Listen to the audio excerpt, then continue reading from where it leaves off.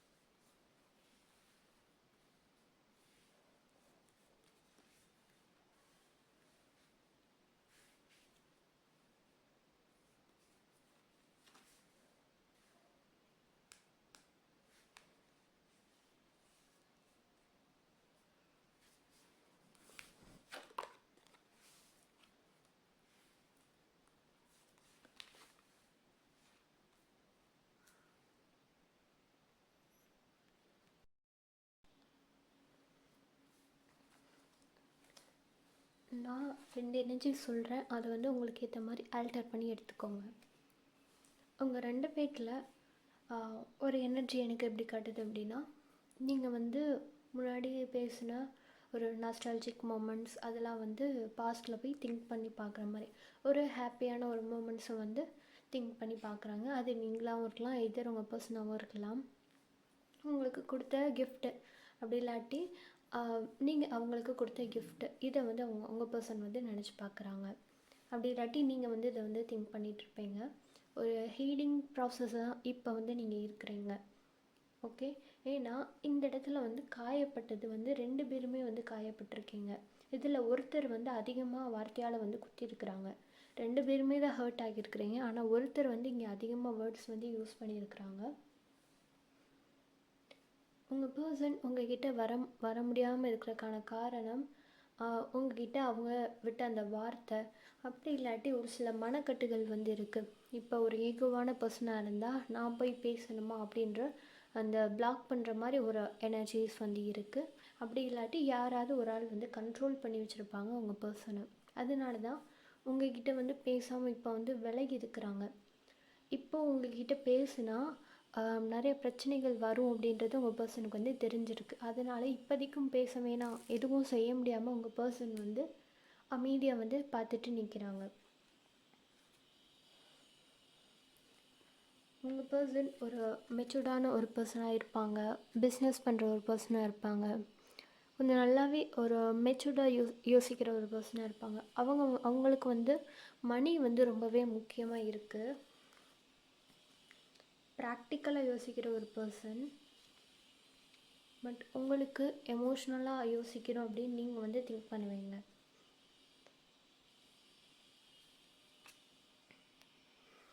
And then அவங்களுக்கு இப்போ financial லெவலில் நல்ல ஒரு ப்ரெசன்ஸ் வந்து இருக்குது.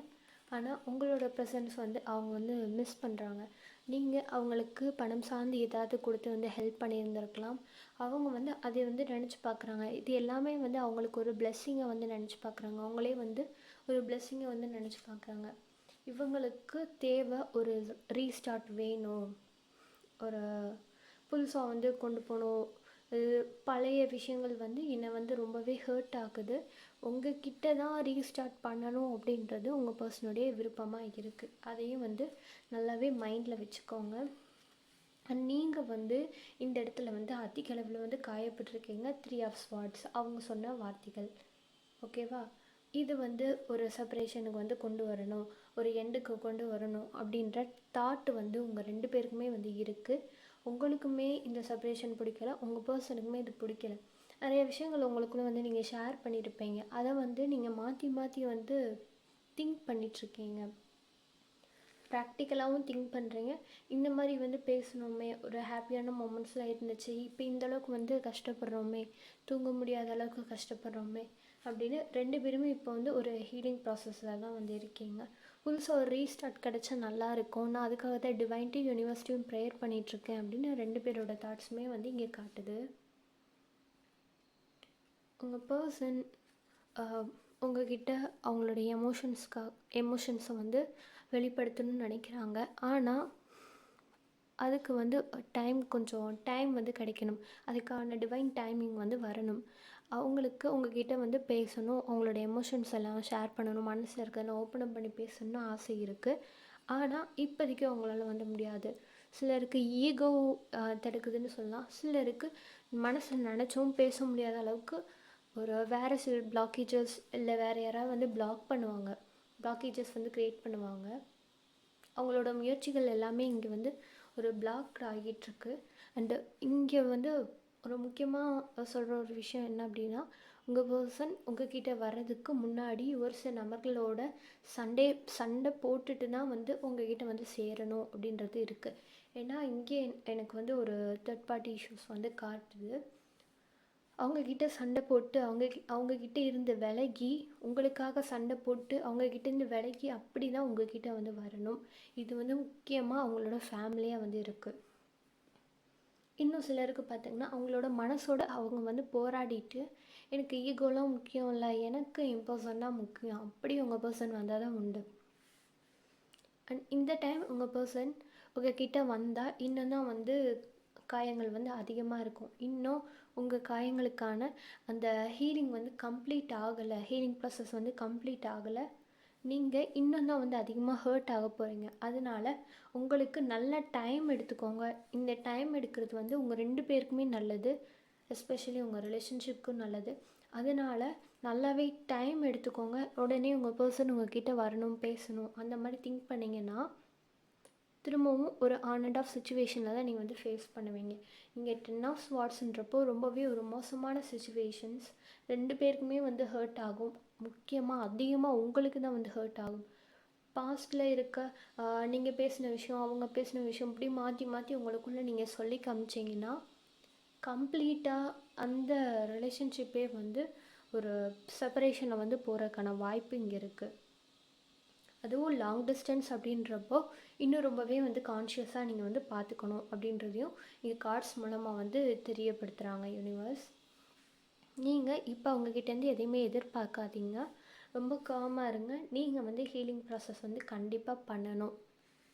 உடனே உங்கள் பர்சன் வரணும் அப்படின்னு இப்போதைக்கும் வந்து நீங்கள் எதிர்பார்க்காதீங்க. வந்தாலுமே வந்து பெருசாக வந்து எதுவுமே ரியாக்ட் பண்ணிக்கிறாதீங்க, ரொம்ப ஓப்பன் பண்ணி பேசாதீங்க. உங்கள் மனசளவில் கஷ்டங்கள் இருந்தாலும் அதை உங்களோட வச்சுக்கோங்க. அவங்கக்கிட்ட சொல்லும்போது அதை அவங்க புரிஞ்சுக்கிற மனநிலைமையில இருக்க மாட்டாங்க. இப்போது நீங்கள் பாசிட்டிவாகவே சொன்னாலும் அவங்களுக்கு அது நெகட்டிவாக தான் படும். திரும்ப திரும்ப நம்மளை தான் குறை சொல்கிறா, அந்த மாதிரி தான் வந்து உங்கள் பர்சன் வந்து யோசிப்பாங்க.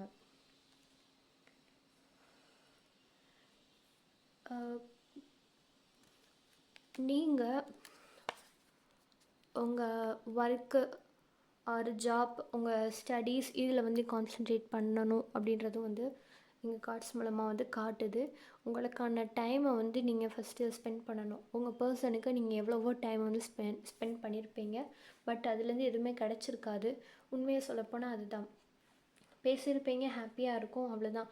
ஆனால் வேறு எந்த ஒரு இதுவுமே வந்து கிடச்சிருக்காது. இப்போ வந்து ஒரு செப்பரேஷனில் இருக்கீங்க. இந்த டைம் உங்கள் பர்சனுக்காக நீங்கள் வெயிட் பண்ணுறத விட அவங்க எப்படியும் என்கிட்ட வந்து சேர்ந்துருவாங்க. நான் வந்து நம்பிக்கையாக இருக்கேன். இப்போ நான் என்னோடய ஸ்டடீஸில், என்னோடய ஒர்க்கில் நான் கான்சென்ட்ரேட் பண்ணுறேன். அந்த ஒரு தாட்டை வந்து நீங்கள் கொண்டு வரணும். இங்கே நிறைய பேருக்கு அவங்களோட வேலை, பொருளாதாரம், ஸ்டடீஸ் இது எல்லாமே வந்து பாதிக்கப்படுது உங்களோட இந்த செப்பரேஷன்னால். ரொம்பவே அதை பற்றி நினச்சி உங்களை பற்றி நீங்கள் வந்து யோசிக்காமல் விட்டுறீங்க. உங்களோட விஷயத்தில், தனிப்பட்ட விஷயத்தில் நீங்கள் எதுவுமே கான்சென்ட்ரேட் பண்ணுறது இல்லை. நீங்கள் எதிர்பாராத நேரங்கள் உங்களுக்கு மெசேஜஸ் ஆர் ஏதாவது ஒரு நியூஸ் வர்றதுக்கான வாய்ப்பு இருக்குது. எதர் அது நல்லதாகவும் இருக்கலாம், கெட்டதாகவும் இருக்கலாம். எதுனாலும் வந்து அதை அக்செப்ட் பண்ணிக்க பழகிக்கணும் அப்படின்றது இங்கே வந்து யூனிவர்ஸ் சொல்கிறாங்க.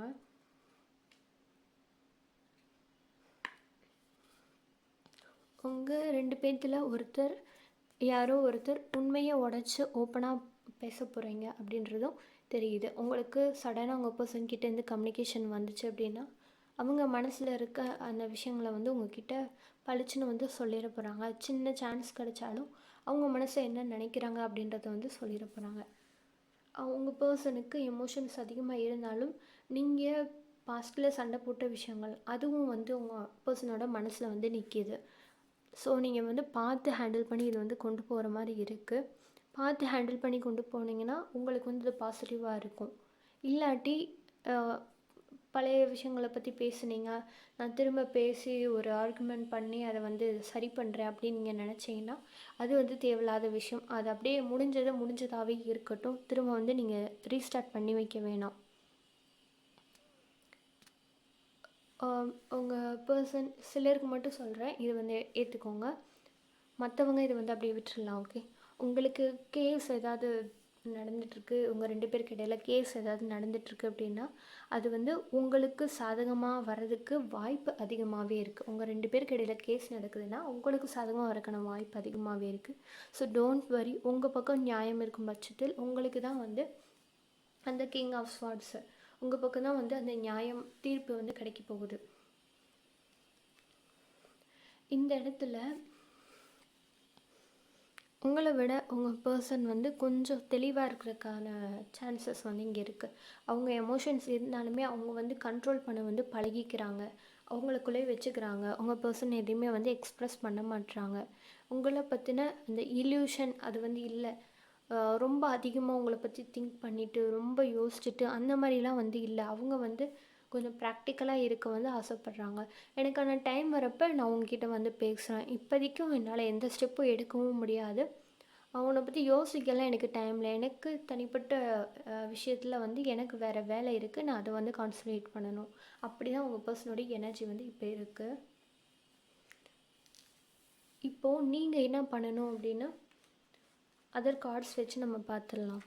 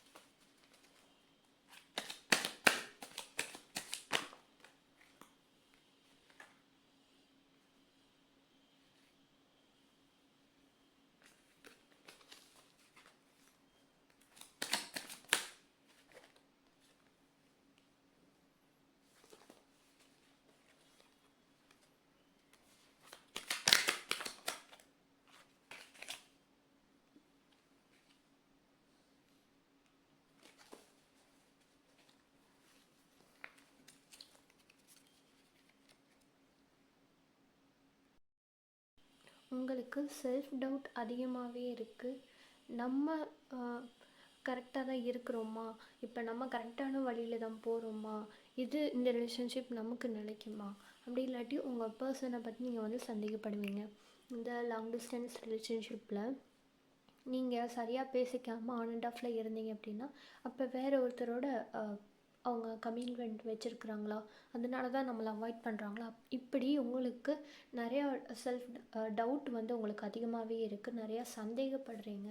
இதுக்கு ஆன்சர் கண்டிப்பாக நோன்னு தான் வந்து யூனிவர்ஸ் சொல்கிறாங்க. நீங்கள் டவுட் பண்ணுற மாதிரி இங்கே எதுவுமே கிடையாது. உங்கள் பர்சனுக்கு நீங்கள் தான் முக்கியம். அவங்களுக்கு வேறு எந்த ஒரு சாய்ஸுமே வந்து கிடையாது. ஓகேவா? அவங்களுக்கு நீங்கள் தான் முக்கியன்றது நல்லாவே தெரியும். நீங்கள் தேவையில்லாமல் இந்த பயத்தை வந்து கொண்டு வரக்கூடாது அப்படின்றது யூனிவர்ஸ் சொல்கிறாங்க. இந்த டவுட்டே வந்து உனக்கு கிடைக்கிற அந்த லக்கை வந்து தட்டி விடுது அப்படின்றது யூனிவர்ஸ் வந்து சொல்கிறாங்க. ஸோ நைட் ஆஃப் வான்ஸ்ன்றப்போ உங்களுக்கான அந்த விஷயம், உங்களுக்கான அந்த லக் வந்து உங்கள்கிட்ட சீக்கிரம் வரணும் அப்படின்னா, டவுட் இல்லாமல் நீங்கள் ஒரு கிளியரான ஒரு மைண்ட் செட்டில் வந்து இருக்கணும். அதுக்கு நீங்கள் வந்து பாசிட்டிவாக செல்ஃப் கிளென்ஸ் ஃபஸ்ட்டு பண்ணிக்கோங்க. இந்த டைம் வந்து உங்கள் கண்ணு முன்னாடி வந்து நிறைய பேர் நிறைய விஷயங்கள் வந்து சொல்லலாம். அது எதுவுமே வந்து உண்மை கிடையாது. ஸோ நான் அப்பயே சொன்னேன்ல, நீ இந்த மாதிரி பண்ணியிருக்கலாம், அந்த மாதிரி பண்ணியிருக்கலாம், நீ ஏன் நம்பின, அந்த மாதிரி வந்து உங்களை சுற்றி இருக்கிறவங்க வந்து உசுப்பேத்தி விடுவாங்க. ஆனால் இங்கே வந்து யாருடைய அந்த டாக்ஸும் வந்து கேட்க தேவையில்லை. இது எதுவுமே வந்து நிலையானது கிடையாது. அந்த ஒரு விஷயத்தை வந்து புரிஞ்சுக்கோங்க. அதே மாதிரி இந்த செப்பரேஷனும் வந்து பெர்மனண்ட் கிடையாது. இது ஒரு டெம்பரரி தான். ஓகேவா? நீங்கள் இப்போ ஒரு செல்ஃப் ப்ரிசனாக ஒரு சூழ்நிலை கைதியாக வந்து உட்காந்துருக்கீங்க. இன்னும் பயந்துக்கிட்டு எனக்கு என்ன ஸ்டெப் எடுக்கிறேனே தெரியலை, எனக்கு அடுத்து என்ன பண்ணுறேன்னே தெரியல, நான் எவ்வளவோ போராடிட்டேன், இதுக்கு மேலே என்னால் முடியலை, என் பர்சன் எந்த ஒரு ஸ்டெப்புமே எடுக்க மாட்டுறாங்க, அந்த மாதிரி வந்து திங்க் பண்ணுறீங்க. உங்களுக்கு யூனிவர்ஸ் என்ன சொல்கிறாங்க அப்படின்னா, நீ எந்த செல்ஃப் டவுட்டும் பண்ண வேணாம். ஸோ எனக்கான விஷயங்கள் என்கிட்ட வந்து சேரும், அந்த ஒரு நம்பிக்கையை அந்த ஒரு ஹோப்பை மட்டும் வை. உனக்கு ஒரு நிம்மதியை கொடுக்குறவோ, உனக்கு உன் லைஃப்பில் வந்து ஹாப்பியாக இருக்க மாதிரி, ஜாயாக இருக்க மாதிரி என்னென்ன விஷயம் இருக்கோ, உனக்கு என்னென்ன வேணுமோ அதை வந்து நான் கொடுக்க தயாராக இருக்கேன். நீ அதை ஏற்றுக்க தயாராக இரு. இப்படி நீ செல்ஃப் டவுட் பண்ணிகிட்டே இருந்தனா நான் உனக்கு கொடுக்குற விஷயங்கள் வந்து டிலே ஆகும் அப்படின்றது யூனிவர்ஸ் சொல்கிறாங்க. அதனால் உங்கள் பர்சனை பற்றி நெகட்டிவாக திங்க் பண்ணுறதை விட்டுட்டு அவங்க எப்போ வந்தாலும் நான் அக்செப்ட் பண்ணிக்கிறேன் அப்படின்றதையும் சொல்லுங்கள். உங்கள் பர்சன் உங்ககிட்ட வர்றதுக்கு டிலே ஆகும் அப்படின்றதையும் நீங்கள் கார்ட்ஸ் மூலமாக வந்து யூனிவர்ஸ் சொல்கிறாங்க. இந்த டிலே வந்து ரொம்பவே நல்லது. இப்போ சடனாக உங்கள் பர்சன் உங்ககிட்ட வந்து பேசுகிறாங்க, இன்றைக்கி ஒரு முடிவு கட்டியே ஆகணும் அப்படி நினச்சி ஓப்பனாக நீங்கள் 2 பேரும் வந்து பேசுகிறீங்கன்னா இந்த இடத்துல சண்டைகள் தான் வந்து அதிகமாக இருக்கும். அப்படி உங்கள் பர்சன் இப்போ வந்து எல்லாமே பேசி முடிச்சிடலாம் அந்த மாதிரி எதாவது சொன்னாங்கன்னா நீங்கள் மேலோட்டமாக பட்டும் படாமல் வந்து பேசுகிறது நல்லது. ஓகேவா? இதான் உங்களுக்கான ரீடிங். இந்த ரீடிங் உங்களுக்கு ரெசனேட் ஆகுச்சுன்னா தேங்க்யூ யூனிவர்ஸ்னு கமெண்ட் பண்ணுங்கள்.